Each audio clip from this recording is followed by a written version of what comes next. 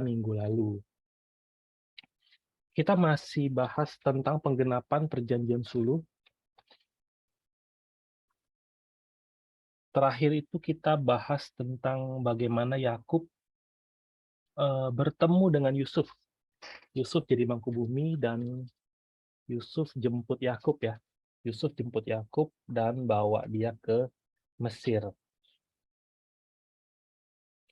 Nah, saya pilih judulnya itu 430 tahun di Mesir. Subjudulnya 70 tahun pertama, karena saya mau mengajak teman-teman untuk fokus ke keturunan-keturunan dari Yakub. Seluruh keturunan-keturunan dari Yakub ini akan tinggal selama 430 tahun, tapi kita akan lihat 70 tahun pertama dulu.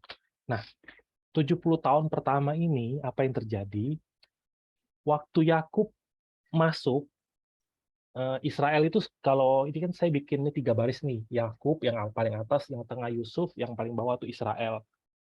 Israel itu menunjukkan bangsa, tapi kalau Yakubnya itu nunjukin orang ya. Nah, jadi Yakub itu waktu dia masuk ke Mesir umur 130 tahun, dia mati umur 147 tahun. Berarti dia 17 tahun di situ. Ini adalah jangka waktu tokoh-tokoh ini hidup di Mesir. Yakub 17 tahun, Yusuf sendiri 70 tahun lagi dari umur 40 sampai 110. Jadi Israel sendiri sebagai suatu bangsa tinggal di Mesir 70 tahun. Nah, jadi kita akan lihat seluruh masa ini. Kita bagi-bagi dulu ya, biar gampang. Kita lihatnya setahap demi setahap. Pertama, kita akan lihat 17 tahun pertama. Jadi 17 tahun pertama ketika mereka pindah ke Mesir dari Kanaan. Gara-gara kelaparan kan, mereka pindah. Mereka tinggal di tempat yang namanya Goshen. Nah, kita akan lihat 17 tahun ini dulu. Nah, yang pertama, di Kejadian 47 ayat 1 ditulis begini. Kemudian pergilah Yusuf memberitahukan kepada Firaun, ayahku dan saudara-saudaraku beserta kambing dombanya, lembu sapinya, dan segala miliknya telah datang dari tanah Kanaan. Dan sekarang mereka ada di tanah Goshen. Kalau baca satu ayat sebelumnya, di Kejadian 46, Yusuf itu bawa saudara-saudaranya ke Firaun ngadep untuk minta tinggal di Goshen. Apabila Firaun memanggil kamu dan bertanya, apakah pekerjaanmu? Maka jawablah, hamba-hambamu ini pemelihara ternak.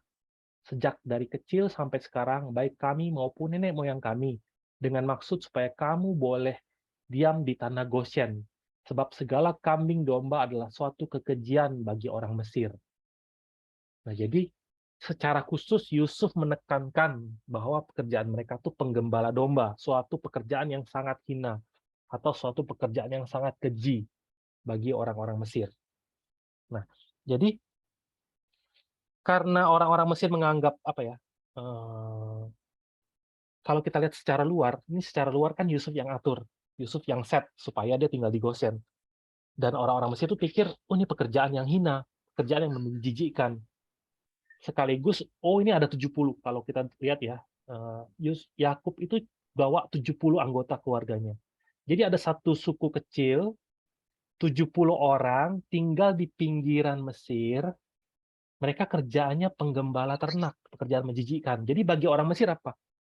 Wah, itu orang sepele, kaum kecil sepele numpang hidup, nggak apa-apa lah gitu. Nah, jadi Firaun tuh biarin mereka tinggal jauh dari orang Mesir. Tapi sebenarnya ada maksud tersembunyi dari Allah. Yang pertama ya, itu supaya bangsa Israel tuh bisa berkembang tanpa diganggu. Yusuf itu kan orang penting, dia bisa saja taruh di tengah-tengah Mesir, menempatkan di saudara-saudaranya di posisi-posisi penting. Nepotisme ya, dijadiin kepala ini, kepala ini, kepala itu. Biasa kan kalau seorang pemimpin begitu tuh. Saudaranya, sepupunya, sepupu jauh pun jadi punya pangkat. Tapi ini mereka nggak, dipinggirin. Supaya dianggap sebagai orang yang lemah, kaum pinggiran. Jadi Israel tuh bisa berkembang dengan diam-diam, tanpa Mesir bisa halangi. Itu yang pertama. Yang kedua, letaknya tuh di pinggiran, gampang untuk mereka keluar. Jadi ketika suatu saat nanti mereka diperintahkan untuk keluar, itu sangat gampang. Yang ketiga, ini untuk menjaga kemurnian iman mereka. Yusuf tahu di Mesir itu bagaimana sih? Nah, jadi pusat Mesir itu pusat kebudayaan Mesir, pusat penyembahan berhala. Nah, Allah ingin Israel itu terpisah, menjalani kehidupan yang terpisah. Nah, kita pun hari ini, ketika kita menjalani kehidupan yang terpisah, berarti kita menemukan Goshen kita masing-masing hari ini. Kita pun contohnya ya, malam-malam kita berkumpul, belajar Alkitab. Nah, ini jadinya apa ya? Suatu pekerjaan pemisahan. Kalau kita nggak belajar Alkitab, biasa kita ngapain? Nonton film, baca komik, atau gosipin orang, macam-macam kan. Jadi mendingan kita terpisah sambil belajar Alkitab. Nah, jadi sejak saat itu selama 17 tahun mereka tinggal di Mesir, di Goshen ini. Sampai nanti ratusan tahun mereka nanti keluar dari Mesir tuh dari Goshen ini. Nah, semoga kita pun sampai akhir Tuhan bawa kita menemukan satu tempat yang namanya Goshen. Nah, seperti apa kehidupan di Goshen ini? Jadi kalau kita lihat di Kejadian 47 ayat 9, waktu Yakub masuk, Yakub ngomong begini. Jawab Yakub kepada Firaun, "Tahun-tahun penggembaraanku sebagai orang asing berjumlah 130 tahun. Tahun-tahun hidupku itu sedikit saja dan buruk adanya. Tidak mencapai umur nenek moyangku, yakni jumlah tahun mereka menggembara sebagai orang asing." Jadi Yakub merenungkan hidupnya, dan dia gambarkan sebagai suatu kehidupan yang buruk dari seorang pengembara. Hidupnya dipenuhi dengan begitu banyak kesulitan, begitu banyak penderitaan. Demi apa? Demi meletakkan dasar penggenapan perjanjian. Jadi dia tuh hidup susah gara-gara apa? Gara-gara perjanjian Tuhan. Tetapi di akhir hidupnya, Yakub akhirnya bertemu dengan Yusuf, bertemu dengan apa? Dikelilingi oleh anak-anak yang dikasihinya. Artinya apa? Akhir dari perjalanan hidupnya itu membuahkan hal yang menggembirakan.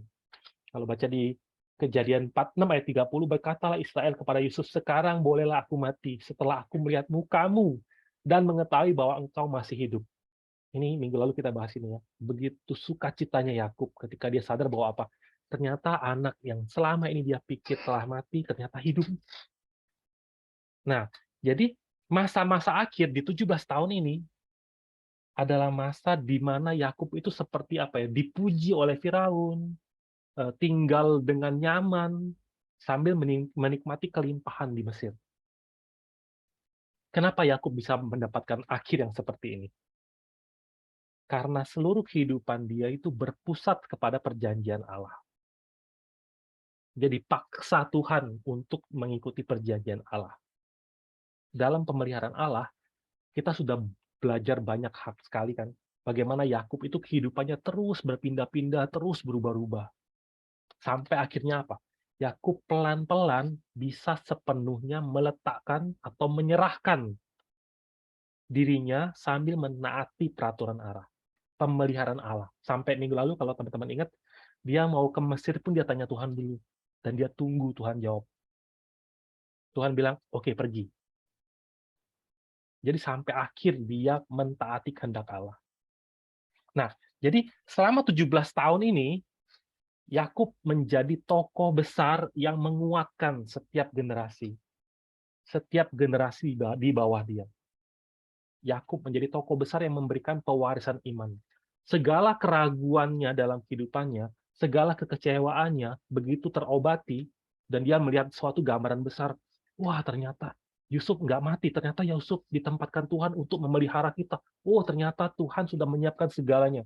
Maka iman dia kepada Tuhan tuh makin meningkat dan makin meningkat.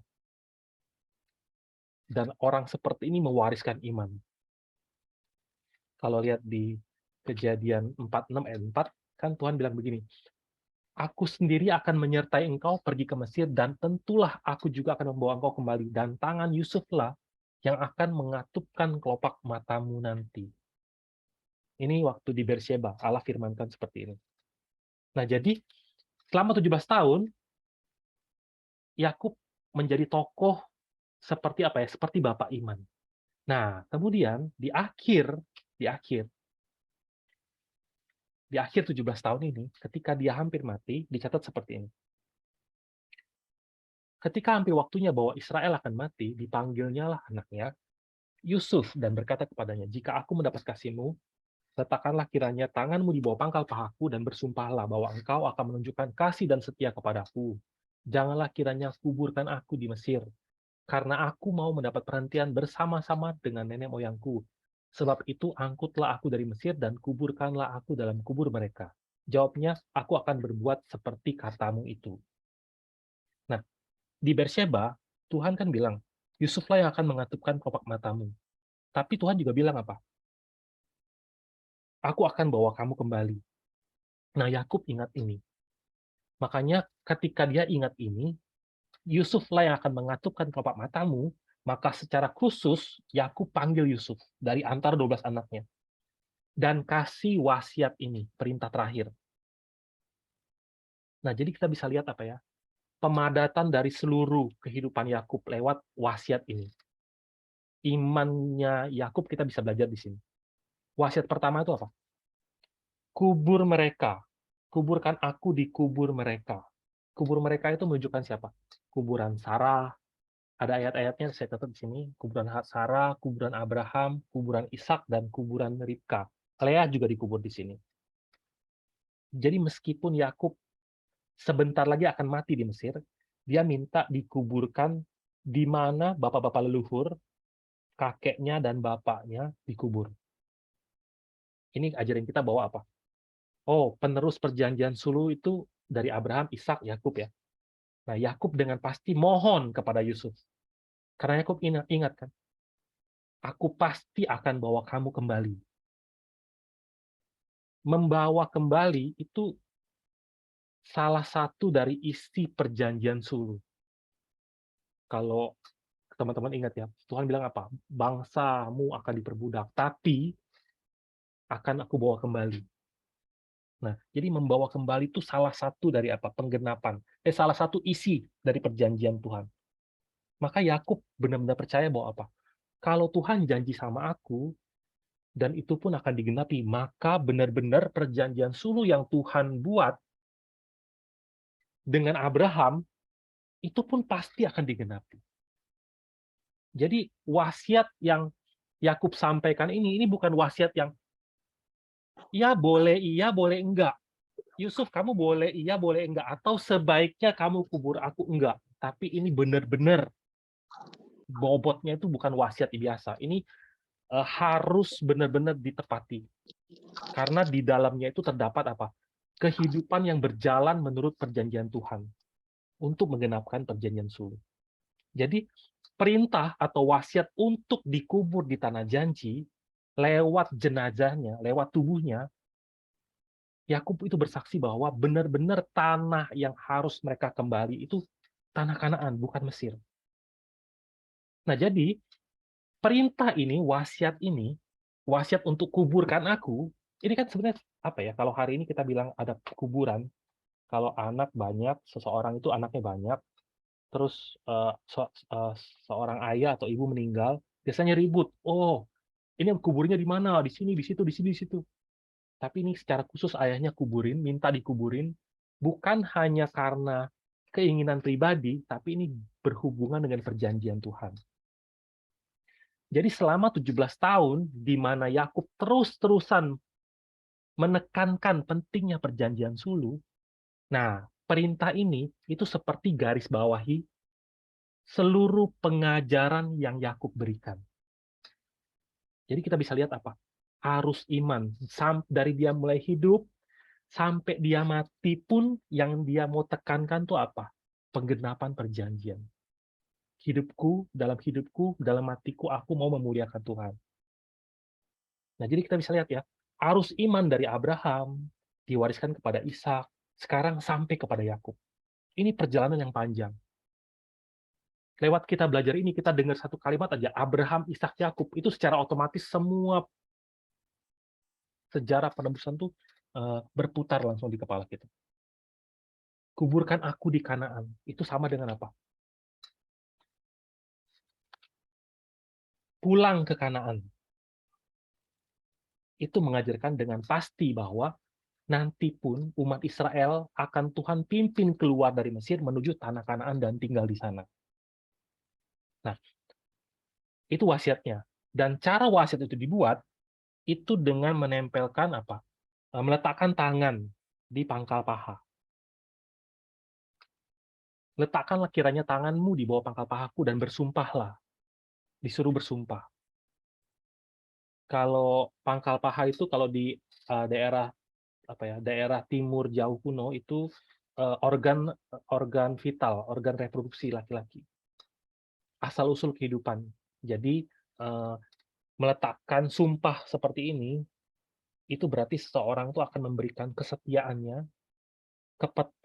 kepatuhan secara penuh, suatu tindakan yang menjamin bahwa tanggung jawab sumpah itu bukan hanya terdapat pada diriku, tapi juga keturunan-keturunanku, turun-temurun. Nah, jadi fakta bahwa Yakub meminta Yusuf bersumpah ini menunjukkan keyakinan kuat bahwa apa? Keyakinan kuat bahwa firman Tuhan itu harus digenapi. Harus digenapi. Secara aktif harus digenapi. Artinya secara aktif ke dalam kehidupan sehari-hari pikirkan itu dan berusahalah untuk genapkan itu. Nah, maka sesuai dengan apa yang Tuhan janjikan, kamu nanti akan aku bawa pulang. Oleh karena itulah dia memberikan wasiat ini. Ketika dia masih hidup, dia masih tinggal di Mesir, dia nggak bisa pulang.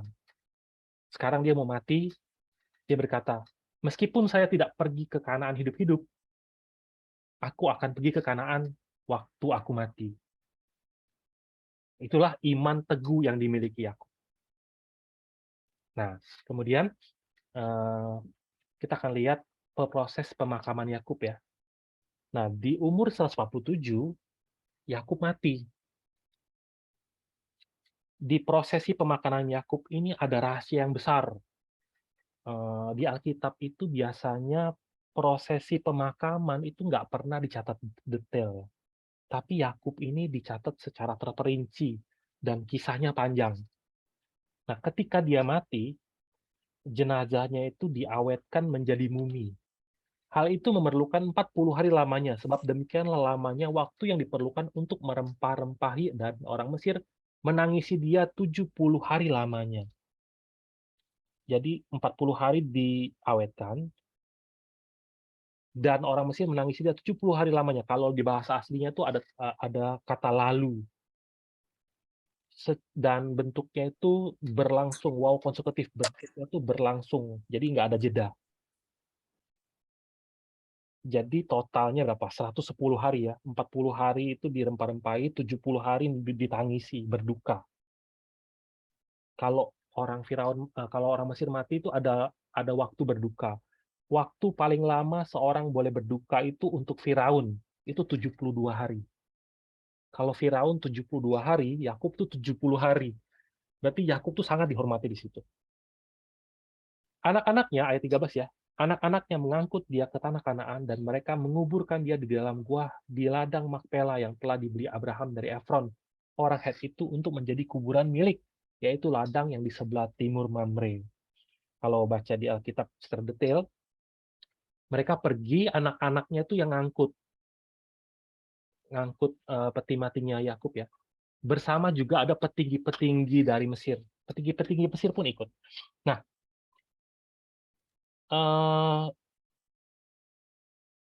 ketika Yakub dikuburkan, maka genap janji ini. Allah janji bahwa dia pulang dan Allah menggenapinya. Sama seperti kita hari ini, Tuhan kan janjiin kerajaan sorga kan. Nah, dunia ini tuh bagaikan Mesir. Itu bukan tempat tujuan terakhir kita. Kita harus seperti Yakub yang selalu apa? Sadar bahwa apa? Tempat yang harus kita tuju itu sorga. Orang-orang dunia berpikir kalau kehidupan di bumi lah segala-galanya. Jadi meskipun memiliki segala kekayaan, segala kehormatan di bumi ini, kalau kita nggak bisa masuk surga, itu kehidupan yang gagal. Sebaliknya, kalau di dunia ini kita, meskipun kita miskin, atau sakit-sakitan, atau diremehkan orang, tetapi kalau kita apa ya, menderita segala sesuatu itu demi mengerjakan pekerjaan Tuhan, dan akhirnya masuk ke surga, itu adalah suatu apa ya, kehidupan yang sukses.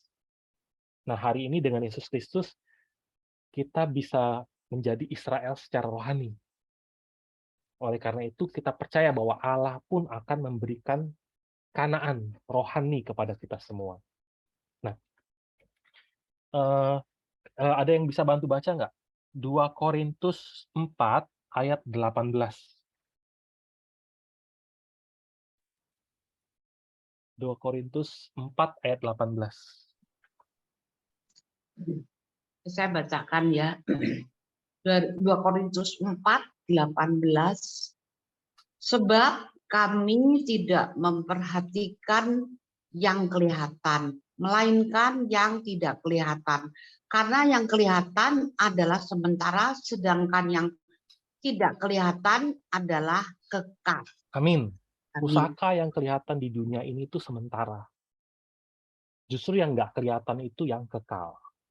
Nah, seperti itu ya. Nah, tapi kita akan lihat prosesi pemakaman ini. Kalau kita lihat, apa ya, ada satu ayat yang kalau kita nggak perhatikan dengan detail, kita nggak akan tahu. Itu di Kejadian 50 ayat 10. Dalam perjalanan penguburan itu, ada satu tempat namanya Goren Haatat. Setelah mereka sampai ke Goren Haatat yang di seberang Sungai Yordan, maka mereka mengadakan di situ ratapan yang sangat sedih dan riuh, dan Yusuf mengadakan perkabungan 7 hari lamanya karena ayahnya itu. Jadi di antara prosesi pemakaman ini, ayat ini disisipkan. Oh, kita bisa tahu apa? Oh, iya. Iya ya, berarti mereka sampai di seberang Sungai Yordan, lalu mereka meratap dengan sedih. Nah, tapi kalau kita perhatikan dengan lebih detail, ini agak aneh. Jadi 12 anak laki-laki Yakub, mereka kan menempuh perjalanan jauh untuk menguburkan Yakub sambil pikul peti mati kan. Ini sudah berlalu 17 tahun sejak mereka terakhir pergi dari Kanaan. Jadi mungkin kalau ada anak-anak Yakub yang begitu sampai Mesir itu punya anak, nah anak-anak mereka tuh ada yang umur 16 tahun, 17 tahun sekarang kan. Jadi ada beberapa orang yang lahir di Mesir itu, atau dulunya waktu berangkat itu masih kecil banget, ini waktu mereka balik ke Kanaan, ini adalah apa ya? Suatu pengalaman khusus. Jadi sambil mereka masuk ke Kanaan, mereka bisa lihat, oh, ini ya tanah janji yang Tuhan janjikan kepada kita, yang selalu Bapak Yakub tekankan, nanti bawa pulang tuh mana sih? Oh, ternyata ini. Suatu hari nanti kamu akan kembali ke tanah ini. Ah, itu adalah pengalaman penting buat mereka tahu, oh ini tempatnya ini. Nah, kalau hari ini kita bilang apa? Kita mau ke sorga, tapi kan Tuhan nggak pernah apa ya, bawa kita lihat-lihat dulu, oh, ini sorga tuh seperti ini nih. Terus saya bawa kamu ke sorga sebentar, lihat-lihat dulu ya, nanti ke sini seperti ini gitu. Nah, eh, tapi kita dengan iman harus diminta untuk setiap hari memandang kepada sorga itu sambil menaruh harapan kita tentang sorga. Nah, jadi setiap hari lewat kesusahan apapun yang menimpa kehidupan kita, kecemasan apapun, keputusasaan apapun, penyakit atau kesulitan apapun, kalau mata kita tetap memandang sorga, itu akan memberikan apa ya, kekuatan bagi kita. Nah, kita lihat rute pemakaman Yakub. Teman-teman lihat yang warna ungu. Paling kiri itu Rameses kan, nomor 16. Nah, warna ungu itu nomor 16. Kalau Hebron ya, Hebron itu di sini nih, di nomor 17. Coba kalau teman-teman ketemu nggak ya, Hebron itu nomor 17. Jadi dari Rameses ke Hebron itu jaraknya sekitar 320 km. Nah, ketika melihat ayat ini, kebanyakan ahli teologi tulis dan bikin peta tentang perjalanan penguburan Yakub, ini tinggal lurus.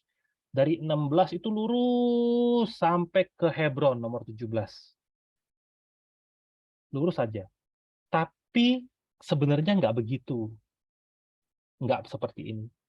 Pemakaman Israel itu menempuh perjalanan yang memutar. Muter jalannya. Jadi jarak yang ditempuh itu lebih jauh lagi daripada sebenarnya yang dibutuhkan. Rutenya yang ungu ini, muter, muter, muter, muter begini.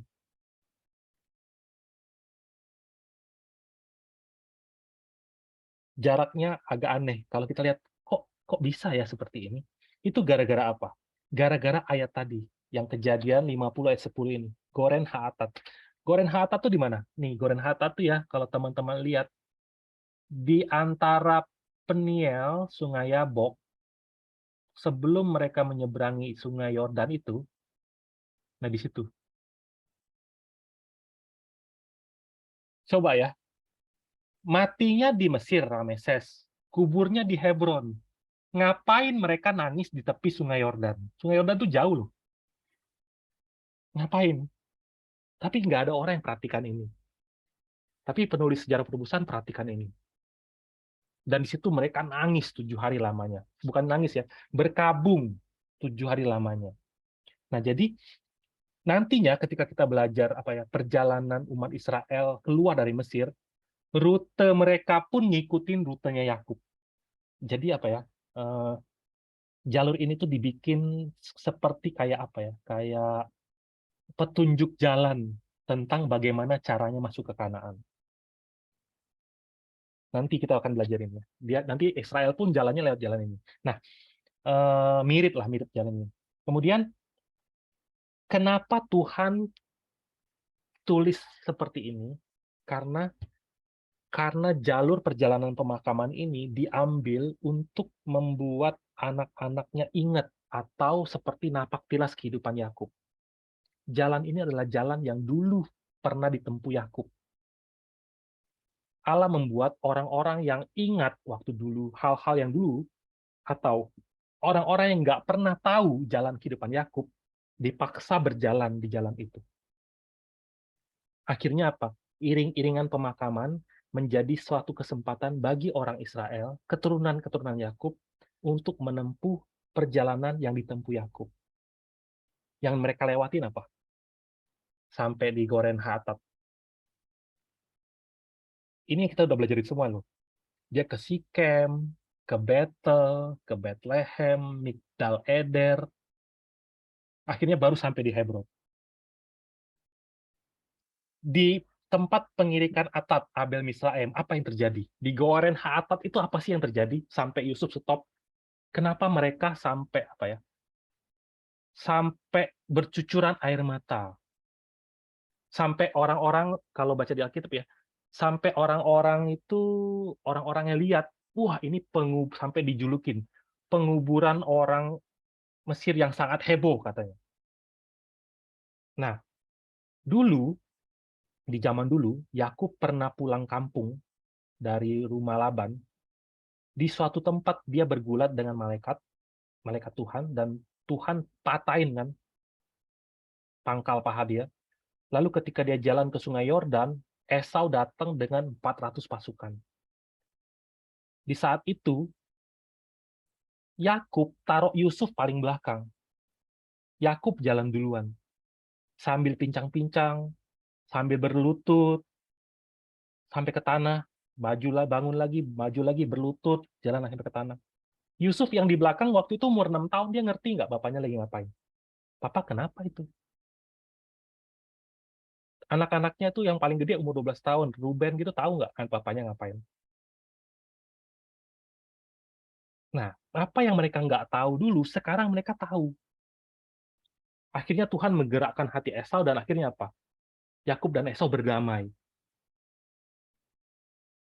Ketika jenazah Yakub ini dipikul, usia Yusuf tuh 57 tahun, udah 51 tahun berlalu. Ketika dia memikirkan semua hal ini, dan ketika semua saudara mengingat hal ini, mereka teringat apa? Betapa ayahnya mengasihi mereka. Ayahnya berdiri terdepan, melindungi seluruh keluarganya, sambil sujud, sambil merendahkan diri, betul-betul merendahkan diri sambil bertobat. Mohon ampun. Ketika anak masih kecil, mereka nggak ngerti. Hati mereka masih polos. Tetapi sekarang, ketika mereka hidup sambil membuat banyak sekali kesalahan sendiri, nah hati mereka kena di situ. Makanya mereka apa ya? nangis dan selama 7 hari berkabung. Kemudian mereka jalan lagi sampai di Sikem. Kalau Yusuf lihat, kalau hati Yusuf sampai di seberang Sungai Yabok itu, hati Yusuf mengerti suatu hal. Hati 11 saudara-saudaranya mengerti satu hal. Contohnya sampai di Sikem. Sampai di Sikem, yang paling berkesan di situ siapa? Simeon dan Lewi. Dia ingatnya apa? Oh, kita di sini bantai setiap orang. Kita hampir bikin seluruh keluarga kita mati di sini. Sebelum mereka pergi ke Betel, mereka ingat, tuh itu pohonnya di mana kita tanam seluruh berhalanya. Di situ tuh kita tanam berhalanya. Sampai ke Betel, oh di sini nih kita bangun mezbah buat Tuhan. Sampai di Bethlehem, oh ini tempat di mana ibuku mati dan Benyamin lahir. Nah, terutama Yusuf ya, ketika Yusuf sampai di Sikem, kan papanya kasih dia Sikem kan. Yusuf jadi tahu, oh ini tuh tanah yang Tuhan, papa mau kasih ke aku.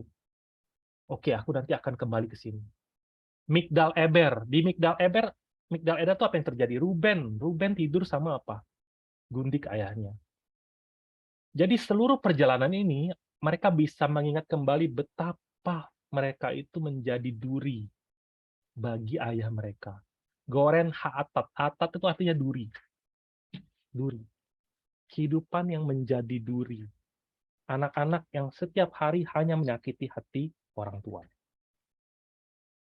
Penulis buku tulis, seperti Yakub yang tertusuk duri, tak terhitung banyaknya karena anak-anaknya, secara rohani ngajarin kita bahwa apa? Yesus pun tertusuk dengan duri yang sangat banyak. Karena apa? Karena umat manusia sendiri hari ke hari terus-terusan jatuh ke dalam dosa. Nah, ada yang bisa bantu baca Yesaya 53 ayat 5. Yesaya 53 Ayat 5. 5.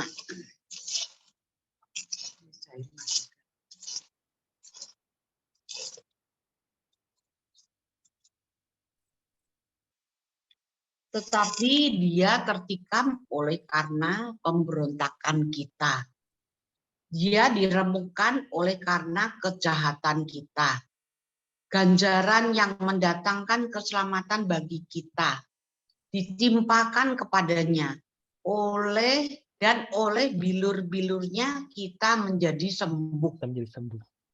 Amin. Jadi lewat perjalanan hidup ini, dalam perjalanan hidup Yakub, mereka bisa lihat dengan pasti apa sih sebenarnya yang dipercaya oleh Yakub, keputusan-keputusan yang Yakub buat dalam seluruh perjalanan hidupnya itu benar-benar diambil lewat pemeliharaan Tuhan. Lewat perjalanan ini, anak-anaknya jadi bisa mengerti bagaimana ayahnya itu bisa punya iman itu dari mana. Nah,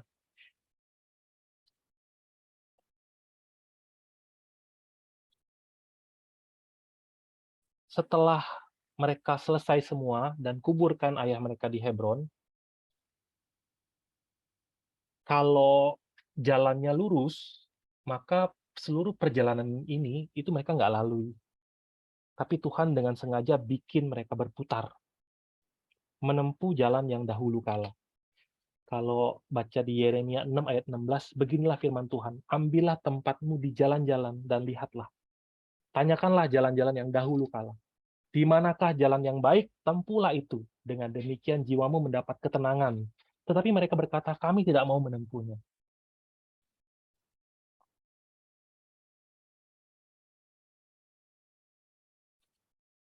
Ketika kita balik lagi ya contoh ya. Di Hebron, ketika sambil kuburin papanya di Hebron, Yusuf ingatnya apa? Oh, dulu kita tinggal di sini nih selama setahun. Yang paling deg-degan di Hebron itu sebenarnya siapa? Yang paling deg-degan itu saudara-saudaranya. Kenapa? Karena mereka tinggal di sini selama setahun, Yusuf bisa mikir apa? Oh, dulu di sini kita ketemu kakek Ishak. Kakek Ishak sampaikan iman kepada kita, sampaikan firman tentang perjanjian. Oh, Ishak dulu hidupnya sama Arpaksad, sama Selah, sama Eber, keturunan-keturunan Nuh. Dia bisa merenung di sini sambil kuburin papanya, dia merenung apa? oh ternyata aku dipersiapkan Tuhan selama setahun, supaya ketika aku dijual, lewat segala kesengsaraan yang aku lewati, aku bisa tahan, aku bisa bertahan dalam iman. Sedangkan saudara-saudaranya apa? Gawat ini, di sini dulu kita jual dia, adik kita cari kita, waktu kita tinggal di sini, adik kita lagi cari kita, kita jual dia. Sebelum kita jual, mau kita bunuh. Ini perjalanan yang apa ya? Menghancurkan dan apa ya? Memberikan pertobatan yang besar. Makanya kalau lihat di Kejadian 50, setelah mereka pulang, ada yang bisa bantu baca nggak? Kejadian 50 ayat 15 sampai 18. Ya, siap. Kejadian 50, 15 sampai 18. 15, ketika saudara-saudara Yusuf melihat bahwa ayah mereka telah mati, berkatalah mereka, boleh jadi Yusuf akan mendendam kita dan membalaskan sepenuhnya kepada kita segala kejahatan yang telah kita lakukan kepadanya. 16, sebab itu mereka menyuruh menyampaikan pesan ini kepada Yusuf. Sebelum ayahmu mati, ia telah berpesan. 17, beginilah harus kamu katakan kepada Yusuf, ampunilah kiranya kesalahan saudara-saudaramu dan dosa mereka. Sebab mereka telah berbuat jahat kepadamu. Maka sekarang ampunilah kiranya kesalahan yang dibuat hamba-hamba Allah ayahmu. Lalu menangislah Yusuf ketika orang berkata demikian kepadanya. 18, juga saudara-saudaranya datang sendiri dan sujud di depannya, serta berkata, kami datang untuk menjadi budakmu. Jadi kalau kita lihat dari sudut pandang Yusuf, sambil dia menggenapi, sambil dia taat menguburkan Yakub papanya, dia sampai di pengirikan Atad, dia sadar satu hal. Wah, papanya berdiri di depan sebagai pengantara, menanggung segala sesuatu. Sampai di Sikem, dia sadar apa? Wah, ini tanah yang Bapak berikan kepadaku. Aku harus kembali ke sini, tanah janji Tuhan. Dulu Abraham sampai di Sikem inilah pertama kalinya apa? Tuhan menampakkan diri. Sampai ke Betel, oh ini menara yang Tuhan, ya mesbah yang Papa bikin untuk menyembah Allah. Bethlehem, oh ini kuburan mamaku. Sampai di Hebron, oh di sini aku diajarin firman sama kakekku. Semua perjalanan ini memberikan iman kepada Yusuf. Tapi semua perjalanan ini memberikan ketakutan kepada kakaknya dan pertobatan. Sampai mereka bilang apa? Kami datang untuk menjadi budakmu. Semua mimpi Yusuf itu digenapi apa adanya. Saudara-saudaranya benar-benar menjadi budak, merelakan diri untuk menjadi budak. Tapi di ayat 19 dan 20, coba baca ayat 20 deh. Sini tak, Kejadian 50 ayat 20. Ya, memang kamu telah mereka-rekakan yang jahat terhadap aku.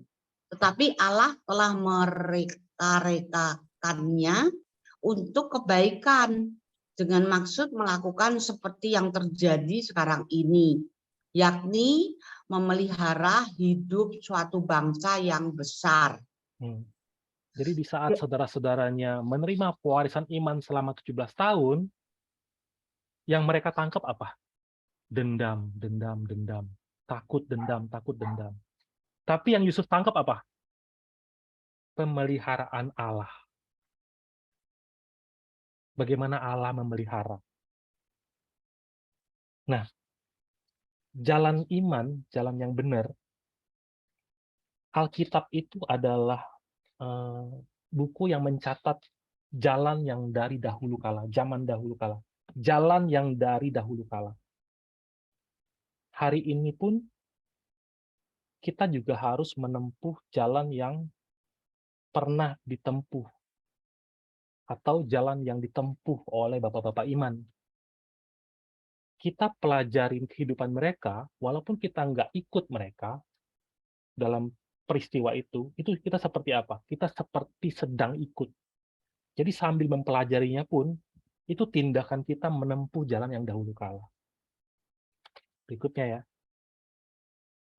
setelah Yakub mati, Yusuf masih hidup lagi 53 tahun, sampai kemudian dia mati di umur 110. Tapi Alkitab nggak catat apapun selama 53 tahun ini. Alkitab nggak catat apapun. Tiba-tiba sudah mencatat di waktu Yusuf mau mati. Kejadian 50 ayat 26. Kemudian matilah Yusuf berumur 110 tahun, mayatnya dirempah-rempahi dan ditaruh dalam peti mati di Mesir. Jadi kejadiannya itu lompat 53 tahun. Nah, tapi di sini ada satu hal yang dicatat yang sangat penting sekali. Nah, proses kematian Yusuf di Kejadian 50 ayat 24 dicatat seperti ini. Berkatalah Yusuf kepada saudara-saudaranya, "Tidak lama lagi aku akan mati. Tentu Allah akan memperhatikan kamu dan membawa kamu keluar dari negeri ini, ke negeri yang telah dijanjikannya dengan sumpah kepada Abraham, kepada Ishak dan Yakub." Lalu Yusuf menyuruh anak-anak Israel bersumpah, katanya, "Tentu Allah akan memperhatikan kamu pada waktu itu. Kamu harus membawa tulang-tulangku dari sini." Yusuf itu mangku bumi kan. Pemakaman papanya bisa sangat mewah, maka pemakaman dia juga bisa sangat mewah. Tapi dia nggak mau. Dia milih untuk dijadikan mumi, ditaruh di peti Mesir, di peti mati di Mesir, untuk dijadikan suatu pengingat. Makanya dicatat di Ibrani 11, karena iman maka Yusuf menjelang matinya memberitakan tentang keluarnya orang-orang Israel dan memberi pesan tentang tulang belulangnya. Ya, Yusuf nggak mau pulang dulu. Dia mau menemani orang Israel dan jadi suatu tanda. Jadi setiap kali orang lihat muminya Yusuf, orang ingatnya apa? Wasiat ini. Aku akan mati, tetapi Tuhan pasti akan jaga kalian dan bawa kalian pulang. Dia bikin keturunan-keturunannya sumpah bahwa ketika itu terjadi, tulang-tulangnya mereka bawa meninggalkan Mesir dan kuburkan di Kanaan. Mereka minta sumpah. Nah, akhirnya eh, ketika kita lihat secara lebih dalam,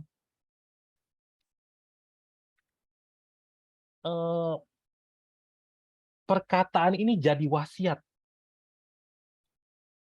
Nah, wasiat yang seperti ini tuh aneh nggak sih? Coba ya.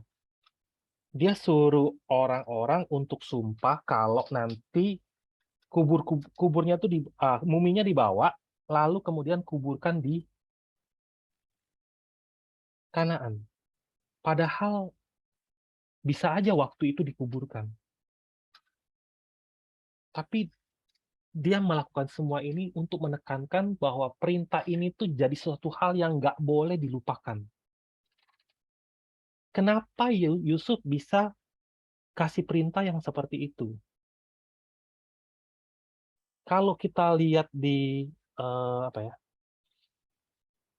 kronologis waktu ke depannya, setelah Yusuf mati nih di umur 110 ya, berarti kan orang Israel sudah 70 tahun tinggal. Nah, selanjutnya kan orang Israel masih tetap tinggal di Mesir kan? Ini kita nggak bahas sekarang, minggu depan ya. Nah, tapi setelah Yusuf mati, bagi orang-orang Israel yang ada di Mesir, yang mereka punya apa? Yang mereka punya itu adalah tanda, yaitu muminya Yusuf, sama suatu wasiat yang isinya ketika Tuhan bawa kami kembali, kita harus bawa tulang Yusuf. Nah, jadi kalau lihat dari kronologis kehidupan orang Israel di Mesir, setelah 17 tahun mereka diajarin Yakub, selama 53 tahun, pastilah mereka dikuatkan oleh Yusuf. Ya kan? Nah, Yusuf memberikan apa ya, pewarisan iman dengan semakin teguh, berharap Israel makin teguh, dan ketika sama seperti papanya, di hari dia mati, dia kasih wasiat ini. Kepada Yusuf, Tuhan tidak pernah menampakkan dirinya sama sekali. Berbeda dengan Abraham, Ishak, Yakub, itu Tuhan menampakkan diri. Tapi kita tahu eh, bagaimana sih Yusuf bisa terima iman, padahal Allah nggak pernah menampakkan diri. Karena Yusuf menerima pewarisan iman. Jadi Abraham menghasilkan Ishak, Ishak menghasilkan Yakub. Jadi iman Abraham, Ishak, Yakub itu buahnya tuh di Yusuf, generasi keempat. Dia bisa berkata dengan pasti, Allah tentu bawa kalian. Pada waktu Allah bawa kalian, jangan lupa bawa tulang-tulangku. Nah, pewarisan iman itu sendiri nggak gampang. Kita pun hari ini proses apa ya, sambil membahas Alkitab, kita pun sedang melanjutkan proses ini, pewarisan iman. Kita bersyukur atas Alkitab diterbitkan bagi kita, dan kita bersyukur atas pendeta Abraham Pak yang sudah baca Alkitab ini sampai ribuan kali. Jadi kita bisa tahu, oh kronologis waktu itu seperti ini. Kenapa ini penting? Nah, 70 tahun modal mereka, kalau angka 7, angka 17 itu tuh benar-benar spesial di Alkitab. Kita bisa lihat 17, 70. Wah, ini bukan kebetulan nih. Kenapa bisa dicatat 70 tahun? Masa 70 tahun ini apa? Kalau dulu kan ada 7 tahun kelimpahan, 7 tahun kekurangan. Ada 7 tahun kekeringan kan. Di masa 7 tahun kelimpahan apa yang terjadi? Yusuf kumpulkan semua makanan. Jadi dalam 70 tahun ini adalah waktu di mana Israel mengumpulkan semua bekal untuk bisa berpegang buat perjanjian. Karena setelah Yusuf mati, dimulailah masa kesengsaraan. Nggak ada lagi yang memberikan apa ya, penegasan. Nah, maka setelah 70 tahun ini apa yang terjadi? Minta waktu 5 menit lagi ya. Ini penting sekali soalnya. 5 menit aja. Nah, orang Israel sekarang. Jadi Yakub udah mati, Yusuf udah mati. Kalau orang-orang Israel setelah mengalami semua ini, mereka ngertinya seperti ini ya. Oh, perjanjian Tuhan itu pasti digenapi. Maka kita harus punya iman seperti Abraham. Kita harus punya iman seperti Bapak Abraham, seperti Bapak Ishak, juga seperti Bapak Yakub. Bahkan kita harus punya iman seperti Yusuf. Kalau kita lihat kehidupan mereka, seumur hidup mereka, itu mereka hidup hanya untuk kemajuan perjanjian, bahkan untuk penggenapan perjanjian. Sampai mereka mati pun, di dalam otak, di dalam hati mereka, yang mereka pikirkan hanya perjanjian Tuhan. Maka, kita juga harus hidup seperti ini. Seperti yang telah ditunjukkan oleh bapak-bapak leluhur kita. Hidup dengan berjalan dengan perjanjian. Meskipun kita di Mesir. Nah, kalau mereka tangkapnya begini, maka wasiat Yusuf itu sukses. Pewarisan iman itu sukses. Jadi setiap kali mereka lihat peti mati Yusuf, mereka ingatnya apa? Perjanjian Tuhan. Sambil hidup, sambil mendidik generasi berikutnya apa? Ingat, ingat. Perjanjian Tuhan, ingat, ingat. Tapi sebaliknya, kalau mereka nangkepnya begini, oh, tanah kita itu di Kanaan, bukan Mesir. Kita punya tanah nih. Tanah sejati kita tuh di Kanaan. Kita akan kembali ke sana, pasti akan ke sana. Tahu semua ini, tapi selama hidup di Mesir, hidup tanpa memikirkan perjanjian Allah, hidup tanpa memikirkan hubungan dengan Allah, apa jadinya?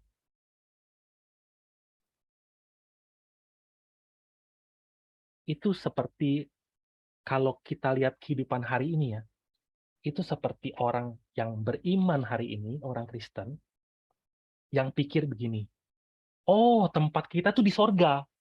bukan di bumi. Sorga, bumi ini sementara, sorga. Nanti aku akan ke sorga, karena aku ditebus oleh Yesus. Nanti aku akan ke sorga. Amin. Tapi selama hidup di dunia ini, nggak ada hubungannya sama Tuhan, dan nggak ada hubungannya sama perjanjian Tuhan. Maka balik lagi, ketika pewarisan iman diberikan oleh Yakub dan Yusuf selama mereka hidup, lewat sekarang lewat wasiat, setelah umat Israel tuh menerima pewarisan iman, di dalam hati orang-orang Israel di waktu itu tertanam hati yang mendambakan apa? Harusnya tertanam hati yang mendambakan ikut ambil bagian dalam penggenapan perjanjian Tuhan. Aku harus ikut perjanjian Tuhan. Bahkan lebih lagi, ketika nanti mereka ratusan tahun tinggal di Mesir, mereka baca seluruh kitab, mulai dari Kejadian 1, penciptaan Adam, terus sampai Nuh, sampai Abraham, sampai seluruh kisah Abraham, Ishak, Yakub, Yusuf dicatat sampai mereka pindah ke Mesir. Mereka baca, mereka sadar bahwa apa? Oh, ada timeline Tuhan. Ada timeline Tuhan, ada waktu Tuhan, ada tujuan Tuhan. Ada arah sejarah yang Tuhan lagi kerjakan. Pertanyaannya, apakah manusia ada yang sadar dan lagi ikut timeline ini enggak? Atau sambil hidup sambil mencocokkan kehendak Tuhan? Ada timelinenya, tapi aku mau ikutan timeline Tuhan. Tapi sebaliknya, kebanyakan orang, meskipun mengaku orang beriman sekalipun, termasuk saya ya secara pribadi, bukankah kita punya timeline sendiri, melayani ya punya waktu sendiri, tujuannya punya tujuan sendiri, tujuan Tuhan ya saya tahu tujuan Tuhan ada, tapi kan saya juga punya tujuan sendiri.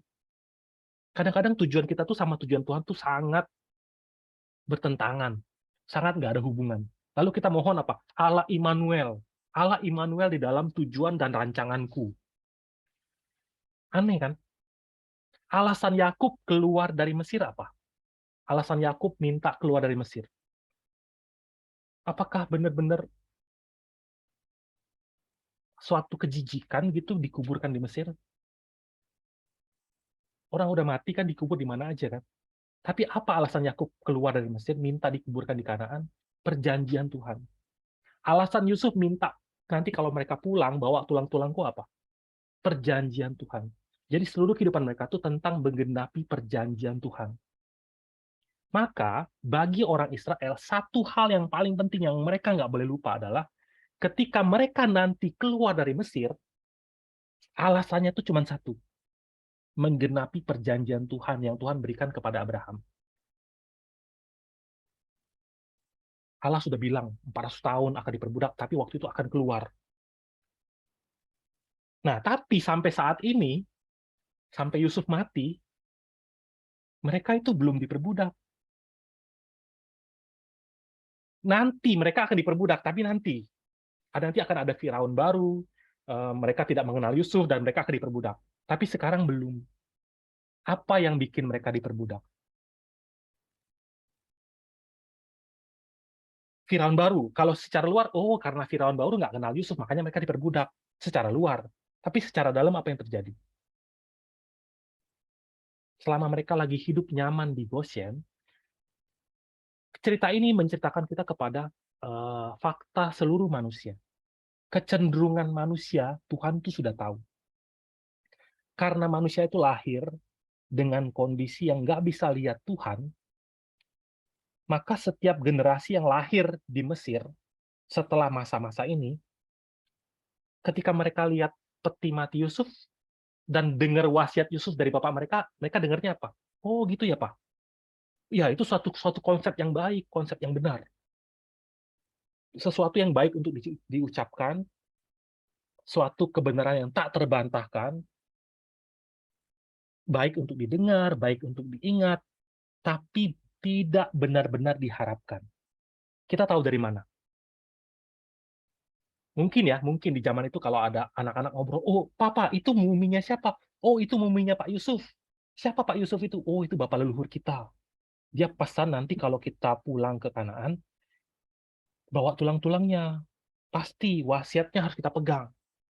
Lama-lama diwariskan ke satu generasi, ke generasi, akhirnya jadi apa? Jadi monumen. Nanti akan pulang ke Kanaan, amin. Jangan lupa bawa tulang-tulang, amin. Tapi hati mereka bagaimana? Di dalam hati mereka yang paling dalam, kenapa harus pergi dari Mesir ya? Karena hati mereka sudah direbut Mesir. Coba baca ya. Yehezkiel 20 ayat 6-9. Ada yang bisa bantu baca? Yehezkiel 20 ayat 6-9. Yeskil 26 Sampai 9. Oke. Pada hari itu aku bersumpah kepada mereka untuk membawa mereka dari tanah Mesir ke tanah yang kupilih baginya. Negeri yang berlimpah-limpah susu dan madunya, tanah yang permai di antara semua negeri.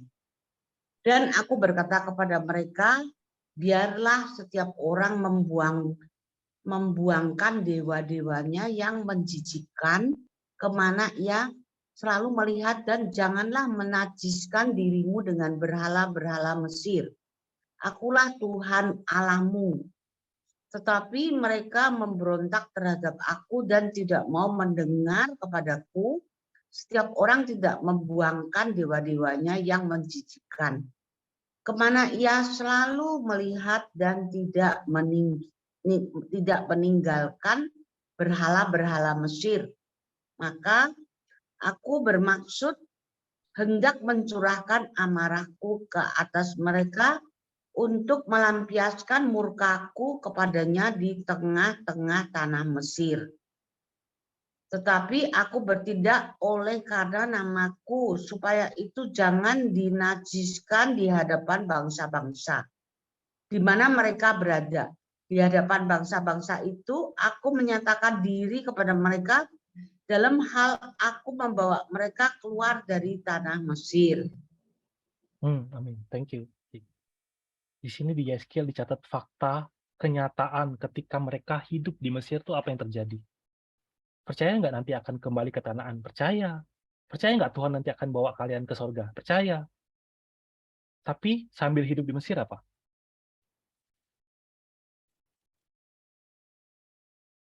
Tuhan dan segala perjanjiannya nggak kelihatan. Hari ini Tuhan mana? Orang bilang Tuhan ada. Mana? Tuhan nggak kelihatan. Orang kaya kelihatan. Hari ini orang-orang kaya, Elon Musk, dia ngapain aja rame. Mungkin dia kentut aja rame di Twitter. Yang punya Alibaba, pokoknya setiap orang yang begitu sukses di dunia ini sangat kelihatan. Yang mereka bisa lihat di Mesir itu siapa? Firaun. Wah, Firaun keren. Wow, pasukannya begitu banyak ya, keren. Berhalanya begitu banyak, keren. Hartanya negara terkuat. Waktu itu Mesir negara terkuat. Hebat sekali ya. Kenapa kita mau keluar dari Mesir ya? Ketika mereka hidup dengan nyaman dan tentrang di Goshen. Kenapa kita harus pergi ke Mesir ya? Jadi, karena Tuhan nggak kelihatan, wasiat dari Yusuf itu nggak kelihatan, wasiat kan cuma ide kan, hanya sesuatu yang dipikirkan. Sedangkan Firaun itu kenyataan. Firaun ngomong kalau nggak dipatuhi mati loh. Firaun sendiri nggak ada ide tentang perjanjian. Hidupnya tuh nggak ada hubungan dengan perjanjian. Tapi Firaun keren. Akhirnya konsep hidup, pikiran-pikiran hidup, hati, cara hidup, semuanya terpikat kepada kekayaan Mesir dan cara hidup Mesir. Itu yang bikin Israel lupa. Mereka yang lahir di situ, lahir di Mesir, besar di Mesir, bertumbuh di Mesir, maunya hal-hal Mesir dan cara-cara Mesir. Bukan lagi tentang menggenapi perjanjian, meskipun ingatan tentang janji itu ada. Jadi ini bukan lagi kehidupan tentang kerajaan Allah, bukan lagi kehidupan tentang seluruh bangsa akan mendapat berkat. Nggak ada hubungannya lagi. Dalam bayangan mereka adalah ketika nanti kita pulang ke Kanaan, tanah janji, kita jadi seperti Firaunnya di situ. Jadi meskipun mereka bukan kasta yang tinggi, tinggal di pinggiran Mesir, tetapi keinginan Israel dan apa yang mereka selalu lihat dan dengar mengalahkan wasiat Yusuf. Hari ini, tanah janji yang Tuhan berikan kepada kita tuh sorga. Dalam bayangan kita tuh sorga seperti apa sih? Di Mesir, meskipun perbudakan mereka secara fisik belum dimulai, belum menyiksa mereka secara fisik, tapi setelah kematian Yusuf, Israel mulai diperbudak secara rohani dulu. Perbudakan dimulai dari mata mereka dan keinginan hati mereka. Dan ketika anak yang dikasihi Allah tertipu, maka bapaknya nggak tinggal diam. Ketika anaknya tertipu, bapaknya membangkitkan Firaun. Firaun yang sangat jahat. Yang menunjukkan fakta, kalian mau tahu arti perbudakan. Ini aku kasih lihat. Kenyataan tragis dari perbudakan. Akhirnya mereka diperbudak dan mereka mulai berteriak minta tolong. Tuhan, mana janjimu? Kami mau pulang. Apakah karena mereka mau pulang demi menggenapi perjanjian Allah? Belum. Hari ini kenapa kita mau ke sorga? Kenapa mereka minta pulang? Karena di Mesir nggak enak. Hari ini kenapa kita sampai tengah malam begini masih mau belajar Alkitab? Seperti Yusuf yang diberikan iman lewat pewarisan iman, dengan mempelajari seluruh kehidupan bapak-bapak leluhurnya, akhirnya dengan pasti Yusuf bisa berkata, Tuhan pasti akan bawa kalian. Nah hari ini pun, apakah kita bisa memiliki iman yang sama seperti Yusuf? Mudah-mudahan ketika kita mengikuti jejak iman yang ditunjukkan oleh bapak-bapak leluhur, hari ini pun, di waktu ini pun, kita bisa menjadi orang-orang yang hidup untuk bisa menggenapi perjanjian Tuhan. Makanya di Alkitab bisa dicatat apa? Kalian yang mempercepat kedatangannya. Kita akan lanjut di pertemuan berikutnya tentang masa selanjutnya mereka 360 tahun mereka hidup di Mesir. Pembahasan kita sampai di sini. Kita tutup dengan doa dulu ya. Mari kita berdoa. Allah Bapa yang bertata di kerajaan surga, kami mengucap syukur Bapa atas kasih karunia-Mu. Lewat buku sejarah penebusan kami diberitakan dan diperincikan tentang jalan kehidupan yang ditunjukkan oleh bapak-bapak iman. Bapak lewat kehidupan Abraham, Ishak, Yakub dan Yusuf, Bapak, kami menyadari bahwa sama seperti orang Israel tinggal di Mesir, kami pun hari ini lahir di dunia, besar di dunia, dan sedang bertumbuh dengan melihat cara-cara dunia. Bapak, biarlah kami memandang wasiat yang Yesus Kristus katakan bahwa kemana aku pergi, kamu tahu jalan ke situ. Biarlah kami, Bapa, menjadi orang-orang yang sadar, Bapa, bahwa kehidupan kami adalah kehidupan, meskipun kehidupan di bumi, kami adalah orang-orang yang telah diwariskan kerajaan sorga. Bapak bantu agar seluruh mata dan hati kami tidak pernah tertipu, dan bila Bapak kami selalu dapat menjadi orang-orang yang dapat Engkau pakai untuk menyertai-Mu senantiasa. Dan biarlah Bapa, Engkau menambahkan iman kepada setiap kami, dan biarlah kami dapat menempuh jalan-jalan yang baik. Bapa, tambahkan iman kepada kami, dan bentangkanlah jalan-jalan yang baik kepada setiap kami. Dan biarlah Bapa, Engkau memperlihatkan setiap berhala yang menguasai hati kami, biarlah dapat menang lewat firman-Mu, dan biarlah lewat kasih karunia yang Kau berikan kepada setiap kami dapat bertekun dan bertahan sampai akhir. Bapak, tolong hapuskan semua perkataan yang tidak sesuai dengan kehendak-Mu, dan hanya firman-Mu saja Bapak yang dapat menempatkan tempat di dalam hati kami. Kami memberikan seluruh kemuliaan bagi nama-Mu saja. Dengan meninggikan nama Yesus Kristus yang hidup, kami berdoa dan mengucap syukur. Amin. Kita tutup dengan doa Bapa kami. Bapa kami yang di sorga, dikuduskanlah nama-Mu, datanglah kerajaan-Mu, jadilah kehendak-Mu di bumi seperti di sorga. Berilah kami hari-hari ini makan kami yang secukupnya, dan ampunilah kami seperti kami pun mengampuni orang yang bersalah kepada kami. Dan masukkan kami dalam pencobaan, tetapi lepaskanlah kami dari yang jahat, karena Kau yang punya kerajaan dan kuasa dan kemuliaan sampai selama-lamanya. Amin. Terima kasih Eh, Pak Rusdi. Ada Terima pertanyaan nggak? kasih Pak Rizky. Malam. Malam-malam.